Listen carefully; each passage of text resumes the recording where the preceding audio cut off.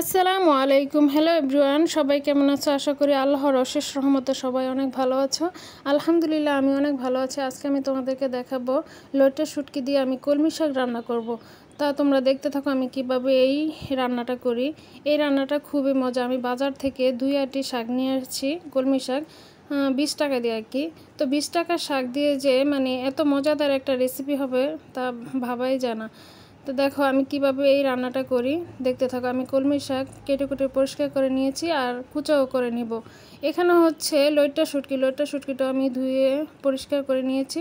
আর হচ্ছে এখানে রসুন, পেঁয়াজ কুচি আর কাঁচামরিচ। আমি চুলাতে কড়াই বসাইছি, তেল দিয়েছি। তেলটা যখন গরম হয়ে আসছে 1 চামচ পরিমাণ আমি লবণ দিয়েছি, 1 চামচ পরিমাণে আমি হলুদের গুঁড়া দিয়ে তারপরে শুটকিটা ছেড়ে দিব।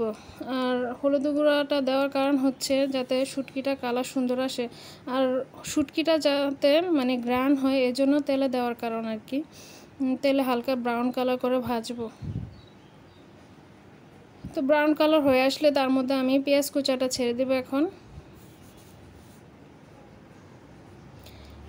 এখানে পেঁয়াজ কুচাটা অত বেশি দিব না, কারণ এটা আমার শুটকি বোনা না। শুটকি যখন বোনা হয় তখন বেশি দিতে হয়।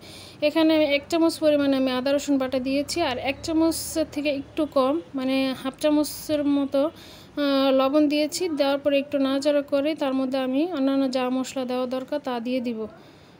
তো আমি প্রথমে 1 চামচ লবণ দিয়েছিলাম, তাই এই সময়টায় আমি হাফ চামচ পরিমাণে দিয়েছি আর কি। তো 1 চামচ পরিমাণে এখানে আমি হলুদ গুঁড়া দিয়েছি, 1 চামচ পরিমাণে মরিচের গুঁড়া আর হাফ চামচ পরিমাণে আমি ধনিয়া গুঁড়া দিলাম।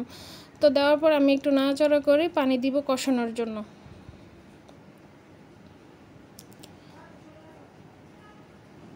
তো পানিটা আমি দিয়ে দিলাম কষানোর জন্য।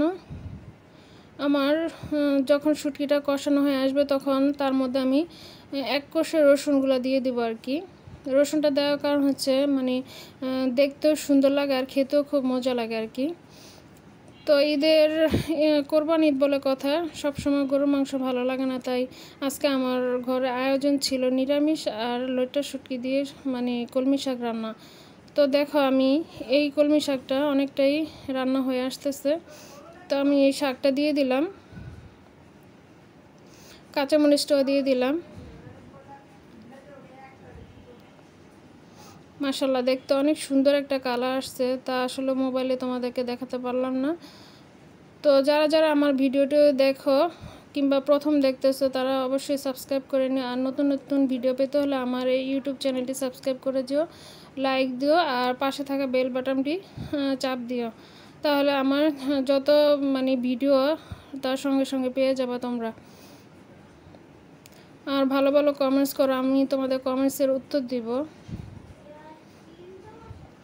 শাক রান্নাটা অনেকটাই হয়ে আসছে।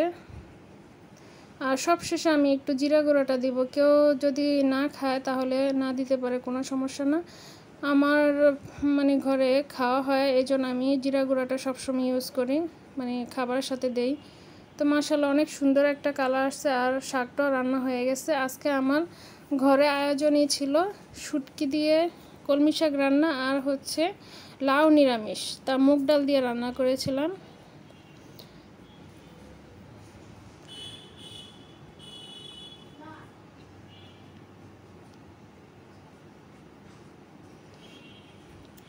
কোরবানি ঈদের সময় আসলে গরুর মাংস খেতে খেতে অনেকটাই অনীহা এসে পড়ে মুখে, মানে কোনো মুখে রুচিই থাকে না। তো একটু শাক ভাজি ভর্তা এসব যদি থাকে রান্না হয় তাহলে ভাত অনায়াসে খাওয়া যায় 2 প্লেটের মতো। তো যদি হয় এরকম রান্না তাহলে তার কথাই নেই।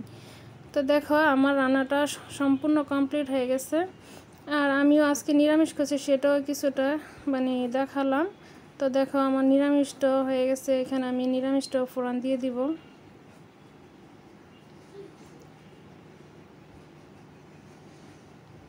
নিরামিষ ফোড়নিতে একটু দেখা যায় রসুনের কুচাটা দিলে ঘ্রাণটা আসে, তারপর পেঁয়াজ কুচাটা দিয়ে দিলাম। তা আমি লাউ নিরামিষ আগেও একবার দেখিয়েছিলাম, এই জন্য আমি ফুল ভিডিওটা দিব না। আমার মানে ইউটিউব চ্যানেলে ঢুইকা দেখতে পারো তোমরা আমি কিভাবে লাউ নিরামিষটাও করি। তো আশা করি সবাই ভালো থাকবা, সুস্থ থাকবা, এই দোয়াই করি। যে যেখান থেকে আমার ভিডিওটি দেখতেছো সবাইকে জানাই অসংখ্য ধন্যবাদ আর কি। তো সবাই ভালো থাকবা, সুস্থ থাকবা, আল্লাহ হাফেজ।